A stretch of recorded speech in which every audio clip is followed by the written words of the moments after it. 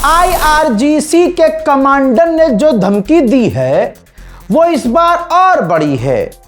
भले ही Donald Trump की धमकियों में कमी आई है, लेकिन ईरान जो बातें बोलता था उन बातों पर टिका हुआ है। IRGC के कमांडर साहब ने कह दिया है कि अगर अमेरिका ने, क्योंकि ईरान को इस बात का एहसास है कि अमेरिका फिलहाल अगर हमला नहीं कर रहा है तो वो कुछ बड़ी प्लानिंग कर रहा है, तो IRGC ने धमकी दी है कि अगर अमेरिका ने हम पर हमला किया तो पूरी दुनिया जो जुड़ी हुई है अमेरिका से, बहुत बड़ी धमकी है और धमकी बड़े अलग अंदाज में है, मैं उसको ब्रेक डाउन करके आपको समझा रहा हूं कि पूरी दुनिया जो अमेरिका से जुड़ी हुई है, चाहे वो बिजली दे रही हो, चाहे इंटरनेट के तार वहां गए हों, या फिर पानी की जो सप्लाई होती है पाइपलाइन के जरिए, हम उन तमाम इंफ्रास्ट्रक्चर पर हमला करेंगे, ग्लोबल इंफ्रास्ट्रक्चर पर हमला करेंगे जो सीधा कनेक्टेड हैं अमेरिका से। तो ये एक तो पूरी दुनिया के लिए धमकी है कि अगर ईरान पर हमला हुआ तो ईरान, जैसे कि फॉर एग्जांपल तुर्की और अमेरिका बिजली एक दूसरे को देते हैं, तो वो बिजली कनेक्शंस पर हमला कर देगा, बिजली घरों पर हमला कर देगा। अगर पानी सप्लाई होता है दोनों के बीच तो उस पाइपलाइन पर हमला कर देगा। ऐसी तमाम चीज़ें हैं, जैसे इंटरनेट की वायर जो पानी में होती है, एक देश से दूसरे देश से कनेक्टेड होती हैं, तो ईरान ने ओपनली कह दिया है कि हम उनको निशाना बनाएंगे। वहीं पाकिस्तान के इंटीरियर मिनिस्टर को आप देख सकते हैं, वो ईरान पहुंचे हैं। ईरान के राष्ट्रपति पेजेश्कियान से उन्होंने मुलाकात की है। ईरान के तमाम हाई लेवल के ऑफिशियल से उन्होंने मुलाकात की है। ईरान और सारी दुनिया अमेरिका पर भरोसा इसलिए भी नहीं कर रही है क्योंकि सबको पता है कि हथियार उसके पास कम हैं, इसी वजह से इस वक्त जंग रुकी हुई है, वरना अमेरिका ईरान पर हमला करना कभी ना छोड़ता। अब ज़रा इस वीडियो को देख लीजिए। ये ईरान के काफ़ी करीब, ईरान के आइलैंड के काफ़ी करीब अमेरिका का अटैक हेलीकॉप्टर लगातार उड़ रहा है। स्ट्रेट ऑफ हॉर्मूज में तेल रिस रहा है। अब वहाँ पानी के साथ साथ तेल भी पानी में मिल चुका है। ज़रा इस तस्वीर को देख लीजिए, वीडियो देख लीजिए ध्यान से।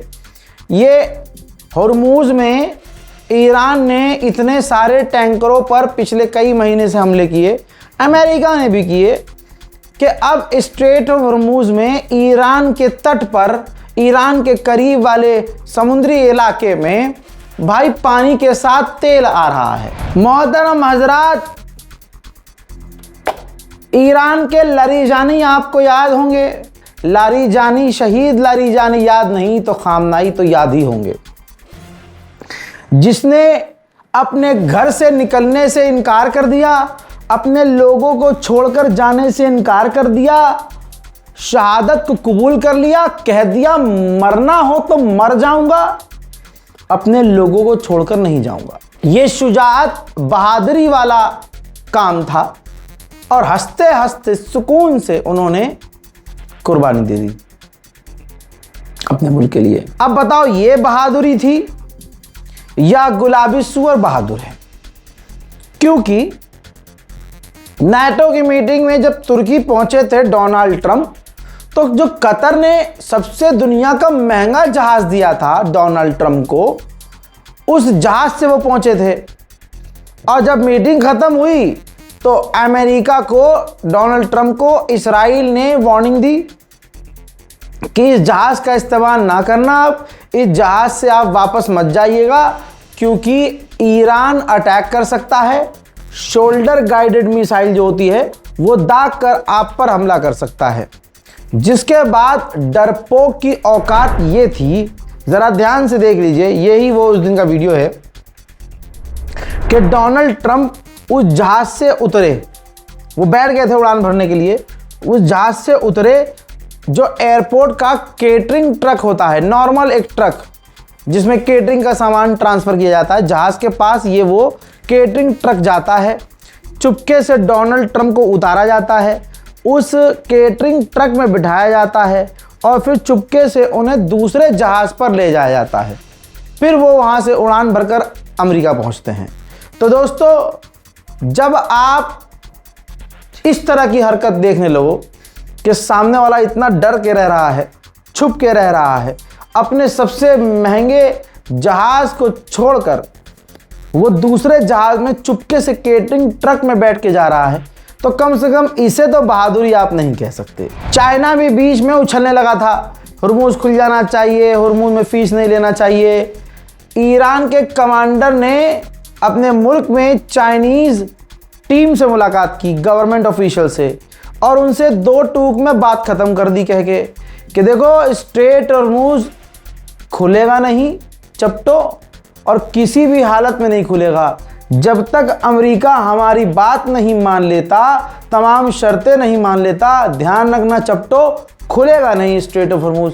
बहरहाल ये तो मैं अपनी लैंग्वेज में बोल रहा हूँ, लेकिन ईरान ने कहा यही है कि हम नहीं खोलेंगे। अब सोचिए, जर्मनी कभी ईरान से बात तक नहीं करता था, अब हाल ये है कि जर्मनी आराम से मचल के लचक के बात कर रहा है। ईरान के विदेश मंत्री ने जर्मनी के विदेश मंत्री से फ़ोन पर बात करते हुए कहा है कि लाला, जो भी स्ट्रेट ऑफ हुर्मुज में हो रहा है उसका जिम्मेदार हम नहीं हैं, उसके जिम्मेदार सिर्फ अमेरिका और इसराइल है, जो पूरे इलाके में हुड़दंगी मची हुई है। उधर ईरान के अंदर सरकार के समर्थन में, गवर्नमेंट के समर्थन में ज़बरदस्त प्रदर्शन हो रहा है। अमेरिका और इसराइल के सीनों पर यह तस्वीरें देख के सांप लौट रहा है।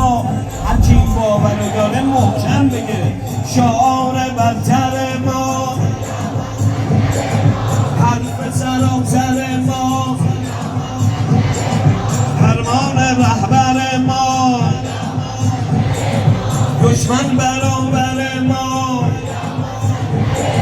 दुश्मन बराबर मौत, किशमिश में लश्कर मौत। अब सुनिए, 5 दिन तो मैं उंगली पे गिनवा रहा हूँ।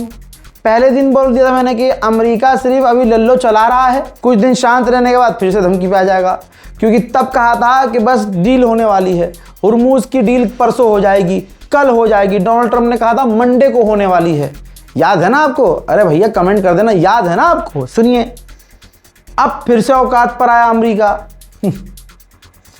अमेरिका ने कहा कि डोनाल्ड ट्रंप कह रहा है कि ईरान के पैसे हमारे कब्जे में हैं, ईरान को हमारी बात माननी होगी। अबे भाई, पैसे तो पहले से कब्जे में है तुम्हारे,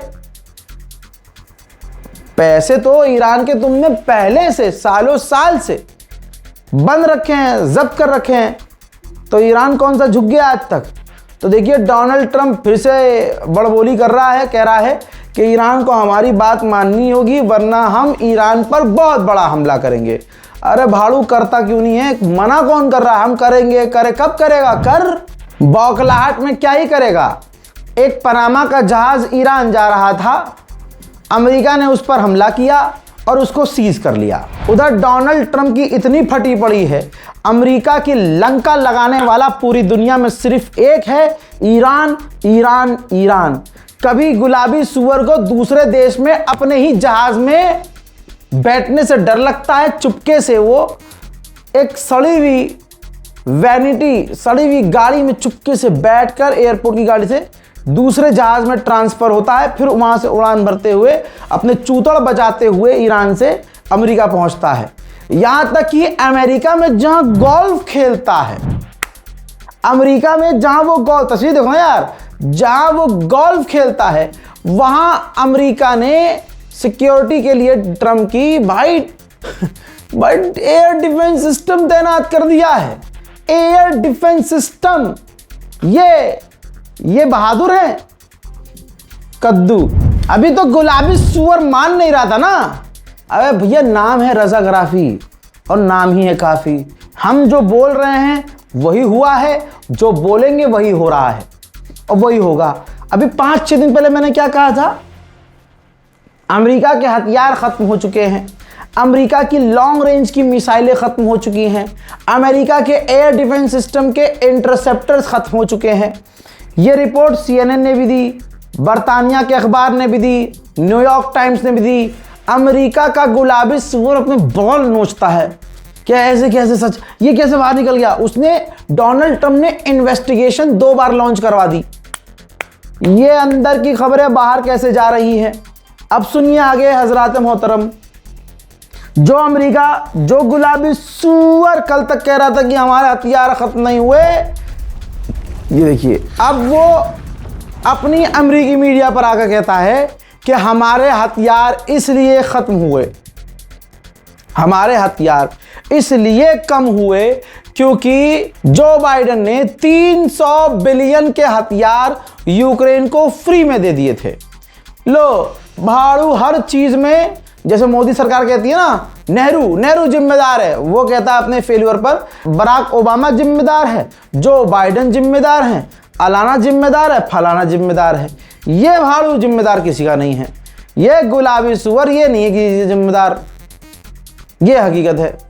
लेकिन कमाल है, थूक कर चाट लिया। यही आदमी 4 दिन पहले कह रहा था कि हमारे हथियार खत्म नहीं हो, हमारा बहुत हथियार है। आज कह रहा है कि हमारे हथियार खत्म इसलिए हुए हैं, बला बला बला बला हैं। लाइक कीजिए, शेयर कीजिए इस रिपोर्ट को, शेयर अभी सुनाऊंगा, इस रिपोर्ट को शेयर भी कीजिएगा। ईरानियन ऑफिशियल ने बड़ा खुलासा किया। उन्होंने फरमाया एक पॉडकास्ट में कि डोनाल्ड ट्रंप से कोई डील नहीं कर सकता, डोनाल्ड ट्रंप से कोई डील नहीं कर सकता। आगे फरमाते हैं, उन्होंने कहा कि ना वो हमसे डील के लिए बात कर रहे हैं, ना हम उनसे डील के लिए बात कर रहे हैं, हम तो बस इंतज़ार कर रहे हैं डोनाल्ड ट्रंप के ख़त्म होने का, उनका कार्यकाल ख़त्म होने का। इस्राएली ऑफिशियल्स ने फिर गाया है कि अगर डोनाल्ड ट्रंप राष्ट्रपति हो, ना हो कोई और अमेरिका का राष्ट्रपति हो, ईरान का कोई भी गवर्नमेंट हो, ईरान की कोई भी सरकार हो, हम किसी भी हालत में अलाउ नहीं करेंगे कि ईरान के पास परमाणु हो, और हम ऐसी स्थिति में अकेले ही ईरान पर हमला करने का दम रखते हैं। उधर पाकिस्तान के डिफेंस मिनिस्टर ने बयान दिया है, अमेरिका और ईरान के बीच एक अहम डील होने वाली है। उस डील के वो दोनों करीब हैं, जिस डील के बाद स्ट्रेट ऑफ हॉर्मूज खुल जाएगा। मोहतरम हजरात, ये कतर के स्पोक पर्सन हैं, जी हाँ, जिन्होंने मीडिया में आकर कहा है कि ईरान और अमेरिका इनडायरेक्ट बात कर रहे हैं, दोनों के बीच एग्रीमेंट करीब है, स्ट्रेट ऑफ हॉर्मूज खुल सकता है। आगे उन्होंने मक्का जो डिफेंस एग्रीमेंट है उसकी तारीफ की है, कहा कि ये सिक्योरिटी के लिए, डिफेंस के लिए है, इससे इलाके में शांति आएगी। ईरान की इंटरनल सिक्योरिटी इतनी कमज़ोर है कि आप इसको समझ नहीं सकते। ईरान में सिक्योरिटी इंटरनल नाम की कोई चीज़ है ही नहीं, कोई क्या कर जाए किसी को कुछ नहीं पता। खुद मूसाद के पूर्व डायरेक्टर ने कहा है कि ईरान के अंडरग्राउंड न्यूक्लियर फैसिलिटी में मूसाद के एजेंट्स जा चुके हैं, हम भी गए थे और हमने सारी चीज़ें नोटिस की, और मेरा ये ख्वाब था कि उस पर हमला हो, और मेरा ख्वाब तब पूरा हुआ जब अमेरिका ने उस पर हमला किया। लेकिन आज की तारीख में भी ईरान के पास अंडरग्राउंड फैसिलिटीज़ बहुत सारी सही सलामत है, और 60% ईरान के पास एनरिच यूरेनियम है। ज़रा कैलकुलेटर बच्चों लेके बैठ जाइएगा, बुज़ुर्गों से तो मैं क्या ही कहूँ, वो तो दिमागी उनका कैलकुलेटर है। ज़रा तवज्जो दीजिए इस अमेरिका की ही रिपोर्ट पर, फिर से कह रहा हूँ अमेरिका की ही रिपोर्ट पर, फिर से कह रहा हूँ अमेरिका की ही रिपोर्ट पर। ये किसी आंडू पांडू, ये किसी अरे गहरे की रिपोर्ट नहीं है। अमेरिका ने कहा है कि पिछले महीने हमने ईरान के ख़िलाफ़ पैट्रियट एयर डिफेंस सिस्टम सबसे ज़्यादा इस्तेमाल किया। हमारे पैट्रियट एयर डिफेंस सिस्टम की एक मिसाइल $4 मिलियन है, $4 मिलियन की एक मिसाइल। अमेरिका ने एक दिन में, हर एक दिन में 50 ऐसी मिसाइलों का इस्तेमाल किया है। एक मिसाइल $4 मिलियन, दिन की 50 मिसाइल ईरान के हमलों को रोकने के लिए। तो एक मिसाइल $4 मिलियन, एक दिन की 50 मिसाइल फायर कर रहा था। अमेरिका ने कहा कि ईरान ने बड़ी अजीब टेक्निक अपनाई। ईरान ने ऐसी मिसाइलों का इस्तेमाल किया जो टारगेट एंड मूवमेंट पर बदल देती हैं, चेंज कर देती हैं। यानी मिसाइल आ रही है, आते आते वहाँ जाके गिर गई। ठीक, इस वजह से उनको रोकने के लिए अमेरिका कह रहा है कि हमने 4 मिसाइलों की जगह 50 मिसाइल, 10 मिसाइल, 20 मिसाइल इंटरसेप्टर इस्तेमाल किए। ईरान की सस्ती मिसाइलों ने हमारी महंगी मिसाइलों का ज़्यादा इस्तेमाल करवाया। ईरान की मिसाइलों को रोकने के लिए, क्योंकि वो रास्ता बदल देती थी एंड मूवमेंट पर, तो हमें कई मिसाइलें दागनी पड़ती थी, जिसकी वजह से हमारी मिसाइलें आज कम हो चुकी हैं। ये कौन कह रहा है? पूरी रिपोर्ट किसकी है? अमेरिका की है। गुलाबी सुअर कहाँ गया? ओ, स्क्रिप्ट लिख रहा है अगली धमकी की। IRGC ने कंफर्म किया है, ये जनाब IRGC के टॉप कमांडरों में आते हैं। इन्होंने कहा है कि हमने बैलिस्टिक मिसाइल तेज़ी से बनाना शुरू कर दिया है, बहुत तेज़ी से।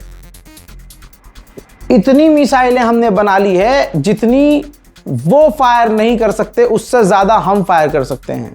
हमने अपनी ड्रोन प्रोडक्शन को भी इतना बढ़ा लिया है और हमारे पास इतने हथियार हो गए हैं कि हम आगे कई साल के लिए जंग के लिए तैयार हैं। लीजिए, अब अमेरिकी ऑफिशियल्स ने मान लिया है कि ईरान ने हमारे फाइटर जेट को अच्छे से निचोड़ा है। हजरत मोहतरम, जब ये शुरू में खबरें आ रही थी और जब मैं खबर दे रहा था, तो भारत के खुद के जो मुसलमान लोग हैं अपने ही, वो यकीन नहीं कर रहे थे, क्योंकि उनको अगर सऊदी अरब एक चूटी मार दे तो एक टांग पर मुसलमान नाच लेगा। कुछ ऐसे मुसलमान हैं, यार क्या कर दिया, चूटी छोड़ो, एक मक्खी नहीं मार सकता बिन सलमान। ठीक उधर ईरान ने जब अमेरिका की सारी वो हैकड़ी निकाली, उसके जहाज गिराकर, फाइटर जेट पर हमला करके, F-35 तक को हिट करके, तो यहाँ के कुछ मुसलमान वो कौन से वाले हैं मुझे बताने की ज़रूरत नहीं है, लेकिन आज अमेरिका कबूल कर रहा है। इस रिपोर्ट के अंदर बताया गया है अमेरिका के ही द्वारा कि पहले हमारे फाइटर जेट पर ईरानियों ने ड्रोन दागे, और जब ड्रोन उन्होंने दागे, उनको हमारी लोकेशन पता चली, तो उन्होंने कंधे पर रख कर जो मिसाइल दागी जाती है वो मिसाइलें दागी। हमारे पायलट के पास सिर्फ आधा सेकंड का टाइम था। मेरे यारों, मेरे दोस्तों, मेरे बुजुर्गों, आधा सेकंड कितना होता है? मैं कहना कुछ और चाह रहा हूं, एक और चीज समझिए। ईरान के पास ऐसे कंधे पर रख के चलाने वाली मिसाइलें हैं कि अगर उनको चला दिया तो अमेरिका के टॉप के जहाज को वो आधे सेकंड में हिट कर सकते हैं। भाई क्या स्पीड होगी, आवाज से कितना गुना उसकी बिजली की तरह चलने वाले उसके पास हथियार है। तो अमेरिका ने कबूल किया है कि हमारे फाइटर जेट ईरान ने इस तरह से गिराए हैं। ईरान के विदेश मंत्री ने कुर्दिश टॉप लीडरों से फोन पर बात की है। यह है तरीका ईरान का, बल्कि बढ़िया तरीका है कि पहले मारो, इतना मारो, इतना मारो, इतना मारो। अमेरिका के नाम पे चल रहा था तू, अमेरिका और इसराइल का साथ दे रहा था, मारो। और जब मार मार कर इनकी हैकड़ी निकल जाए, फिर उनसे बात करो, हाँ बेटा अब क्या करेगा, अब क्या करना बता, अब सुन, अब तुझे हमारे हिसाब से रहना पड़ेगा, हमारी बात माननी होगी, अमेरिका और इजराइल की गुलामी छोड़नी होगी। उम्मीद है कि कुर्द जो है वो भी लाइन पर आ जाएं। हजरत मोहतरम, वहीं बिन सलमान ने सऊदी अरब का जो आवारा है, आवारा क्योंकि भाई उससे पहले जो वहाँ के रहबर रहे हैं, इससे पहले जो वहाँ के नेता रहे हैं, इससे पहले वहाँ के जो शेख रहे हैं, उन्होंने तो सऊदी अरब की तरह चलाया है, ये यूरोप की तरह चला रहा है आवारा। तो मैं मोहम्मद तो नहीं बोलूँगा, बिन सलमान आवारा ने यूक्रेन के राष्ट्रपति ज़ेलेंस्की से फ़ोन पर बात की है ड्रोन को लेकर। जाहिर है अब सऊदी अरब ड्रोन खरीदने की ताक में होगा कि भैया हम, लेकिन ईरान पहले ही कह चुका है, साम दाम दंड भेद ताकत वाकत पैसा रुपया सब लगा लो और सब है तुम्हारे पास, लेकिन बस अमेरिका का हाल देख लो। इराक के अंदर कुर्द का कोमाला पार्टी ऑफिस है, पार्टी है कुर्दों की, कोमाला पार्टी एक है, ठीक है, कमल पार्टी नहीं, कमल पार्टी तो हमारे यहाँ, वहाँ है कोमाला पार्टी कुर्द की।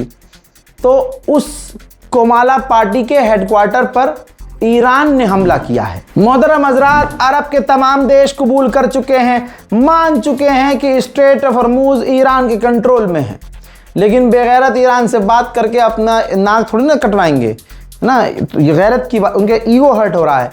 तो अब वो स्ट्रेट ऑफ हॉर्मुज़ छोड़कर पाइपलाइन के जरिए दूसरा ऑप्शन तलाश कर रहे हैं ताकि हमें हुर्मुज़ की ज़रूरत ना पड़े। बताइए आप कमेंट करके, इस पूरी रिपोर्ट में मज़ा आ रहा है कि नहीं आ रहा है, दिल खुश हो रहा है ना? आगे सुनिए, आप अगली खबर और दिल खुश करने वाली है। अमेरिका के ऑफिसर ने कहा है कि मुज्तबा खामनाई डील को लेकर काफ़ी सख्त हैं। सुप्रीम लीडर जनाब मुज्तबा खामनाई डील को हमसे बातचीत को लेकर काफ़ी सख्त हैं। उन्होंने जो अपनी नई टीम घोषित की है कमांडर्स की, लीडर्स की, ये दिखाता है कि वो एक लंबी जंग के लिए हमसे तैयार हैं। बात तो बिल्कुल सही है। ईरान के विदेश मंत्री फरमाते हैं, कह रहे हैं कि हमने दुनिया की सबसे बड़ी फौज को हरा दिया है। दुनिया हमारी ताकत, हमारी फौज का लोहा मान चुकी है। و خب نیروهای مسلح ما که جانفشانی کردند و بزرگترین ارتش ظاهری دنیا رو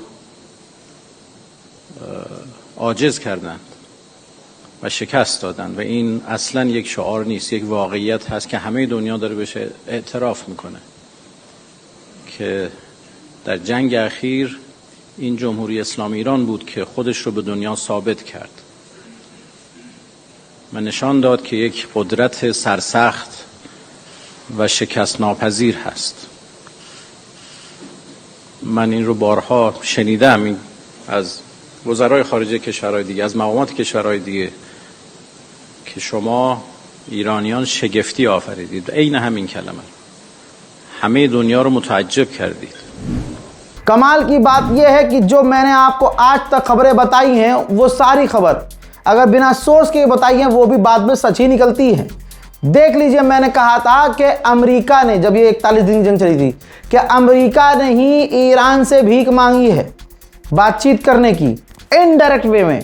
अब यही बताया है, ईरान के विदेश मंत्री ने आगे बयान देते हुए कहा है कि हमने बातचीत की रिक्वेस्ट नहीं की थी, डोनाल्ड ट्रंप ने हमसे भीख मांगी थी, अमेरिका ने हमसे भीख मांगी थी कि बातचीत हमसे करो। अब आइए मैं आपका और दिन खूबसूरत कर देता हूं। अमेरिका की टास्क फोर्स कमेटी, अमेरिका की होमलैंड सिक्योरिटी, नाम तो सुना होगा ना, हाँ, इंटरनल सिक्योरिटी है ये, समझ लीजिए आप, और बहुत तगड़ी है। ये रहा उनका बयान। पब्लिक में आके उन्होंने बोला है कि हमारे साथ जो ईरान ने किया है, ये जो जंग हुई है, इसका रिजल्ट ये है कि ईरान मजबूत हुआ है और ईरान हमारे मुंह पर हंस रहा है। यानी अमेरिका के सिक्योरिटी जत्थे को भी पता है, security internal teams, external teams, सबको पता है कि ईरान ने क्या बैंड बजाई है। हजरात, लीबिया में एक कांड हुआ है। पहले सीधा तस्वीर देखिए और मेरी बात पर ध्यान दीजिए। लीबिया में ये दूसरे दिन ऑयल रिफाइनरी पर हमला हुआ है। लीबिया में ऑयल रिफाइनरी पर हमला हुआ है, रिफाइनरी धुआं धुआं हो गई है। कमाल की बात यह है कि किसी ने इस हमले की जिम्मेदारी नहीं ली है। अमेरिका का अखबार है न्यूयॉर्क टाइम्स, नाम तो सुना होगा। उसने फ्रंट पर क्या छापा है देख लो, डोनाल्ड ट्रंप दलदल में धंस रहा है। टाइटल इन्होंने लिखा है कि ईरान की जंग की वजह से डोनाल्ड ट्रंप बिल्कुल बदनाम हो गया है।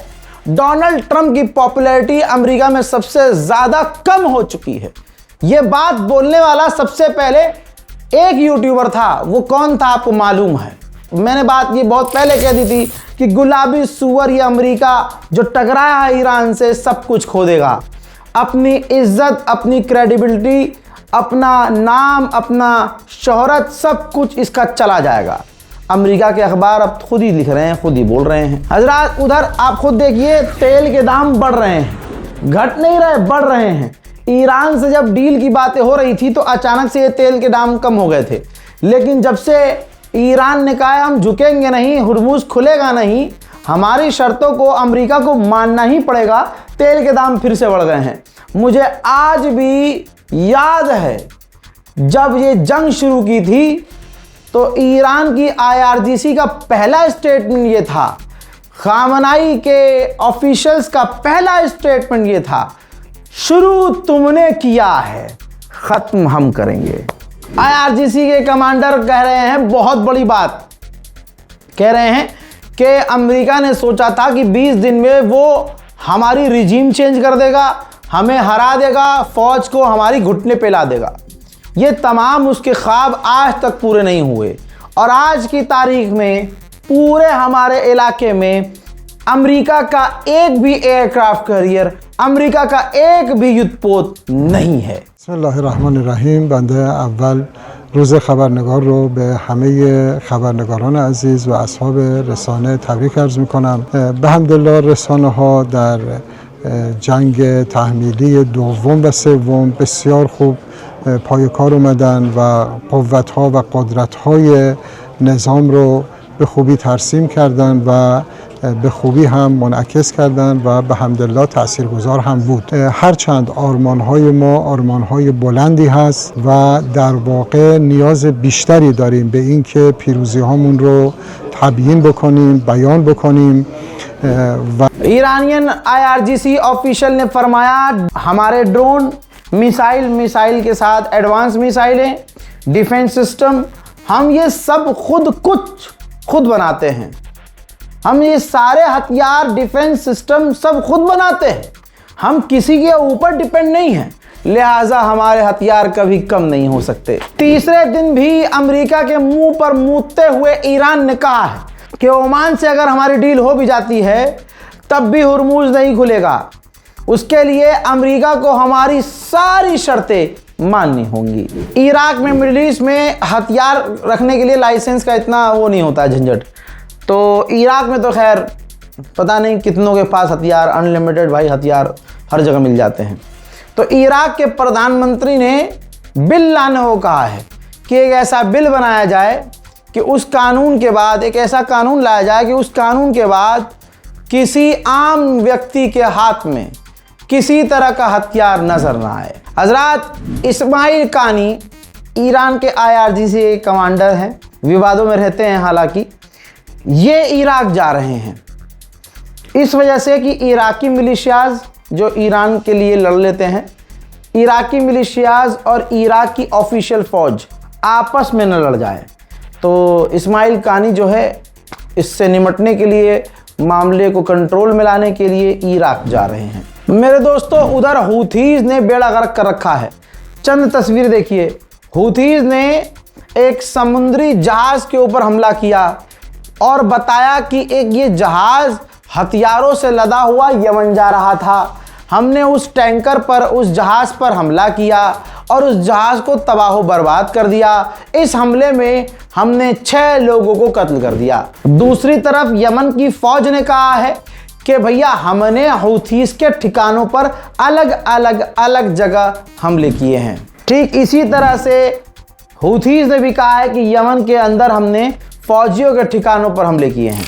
हूथीज़ अकेला ही सऊदी अरब की बैंड बजा देता है।